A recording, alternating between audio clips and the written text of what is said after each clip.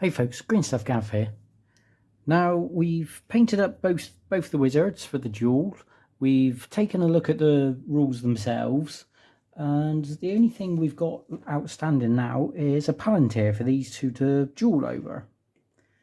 Now the Dungeons and Lasers set comes with this really nice one. You know, really nice detail and quite sort of gothic looking. However, it is a little bit on the small side, as we can see here. So we really want it to be sort of eye height. I know it's slightly larger than the film's rendition, but I think this can still work. So all we need to do is to make it a little bit taller. So what I've done is I've mixed up some green stuff, let it set, and this will be a really nice height.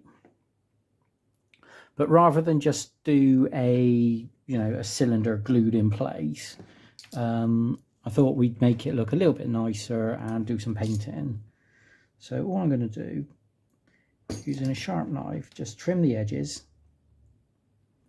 This is so that it can sit on the it can attach to the Palantir. It's slightly thinner, but that's what I'm looking for.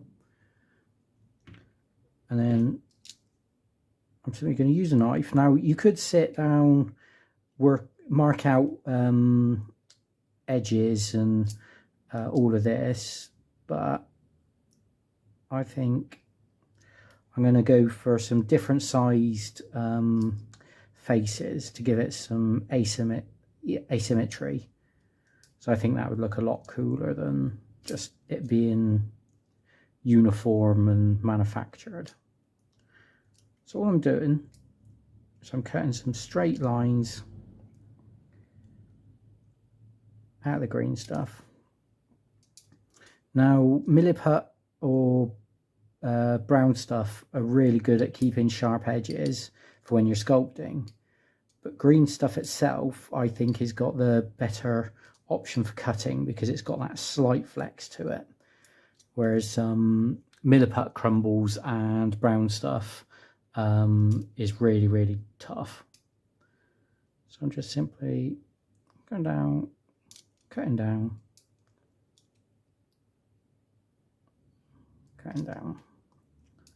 just trying to keep the cuts nice and consistent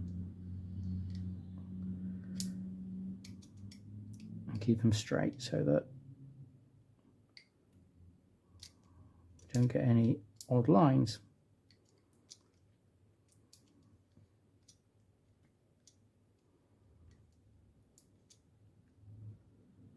So see, it's nowhere near uniform. I have some big sides, some little sides. I'm just gonna, it's always easier to cut slightly less away and then cut more afterwards.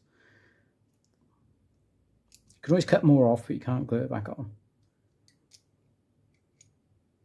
Okay, that'll work, I reckon. Now, could glue this straight on, so let's do that. Now you've got obviously painting handles and things like that, but I'm just going to glue that straight in place.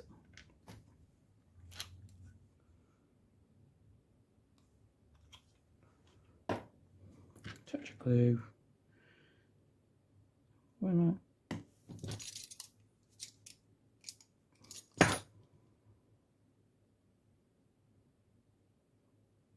I'm just trying to keep this very central as I glue it.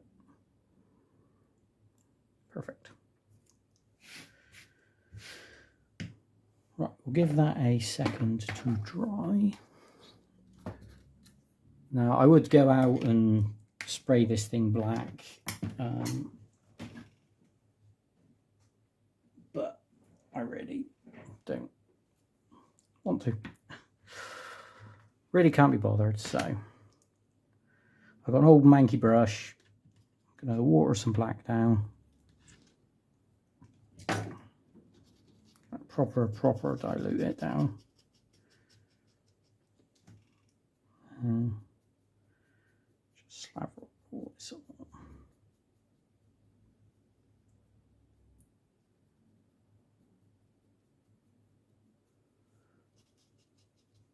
Now I'm not expecting this brush to survive because I've just put super glue everywhere, but it's only really to get a, that's why I always keep a lot of old dead brushes about for things like this, or useful for dry brushing, mixing up paint, mixing up filler, terrain pieces, that sort of thing. So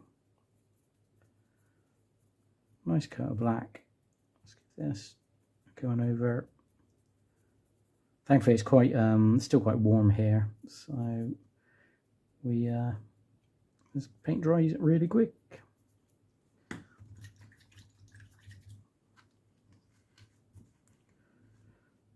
Now I think it would look really good with as a sort of a black marble effect. So on the pillar itself. So what I'm going to do is, looking at black marble, it often looks very sort of like a mix of clouds and with pale grey stripes through.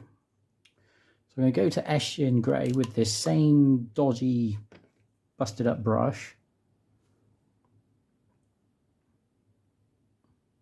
which the camera doesn't want to see.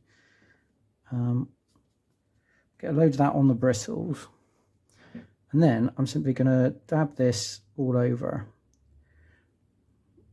So you can see there we're not getting a consistent colour in, we're just dabbing this in pattern, not even in patterns, just randomly, because that will aid the effect.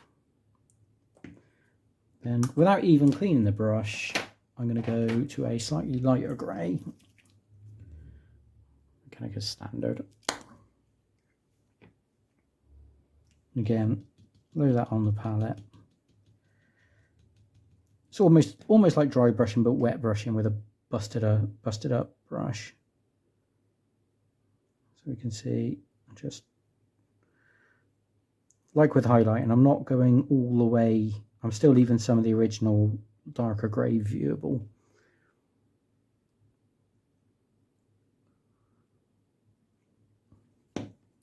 Now I'm going to clean the brush because we're going to change brushes. So for the pale grey banding that goes throughout, I'm going to go to Coax White, which is an off grey. I really need some more of.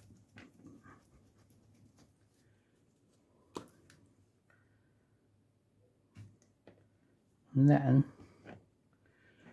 the same way that we do lightning strikes, I'm just simply going to drag it down quite randomly.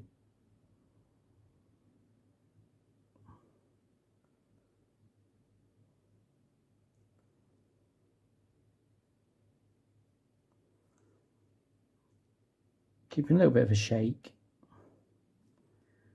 to give us some veins going through the black marble. No rhyme or reason, not even complete ones, just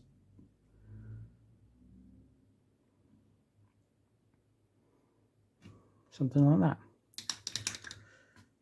Now I'm going to go and do some more painting because the rest of it's just going to be dry brushing with metals, starting with Rune Lord Brass up to Brass Scorpion, and we'll come back as soon as I've done that. So here we are. I've glued it to a clear base to match the other two wizards. Obviously you see I've dry brushed the golds up, added a touch of red like we did to the one that Gandalf's Saruman's holding. I've actually gone back over with a touch of white and also picked out the edges of the black marble in the Mechanicus grey. But I think that's come out all right.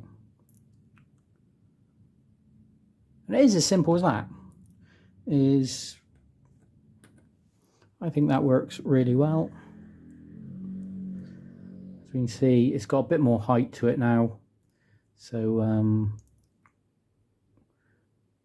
it's looking a little bit more fitting for the Wizard's Jewel than just to have the little plastic one glued to a base.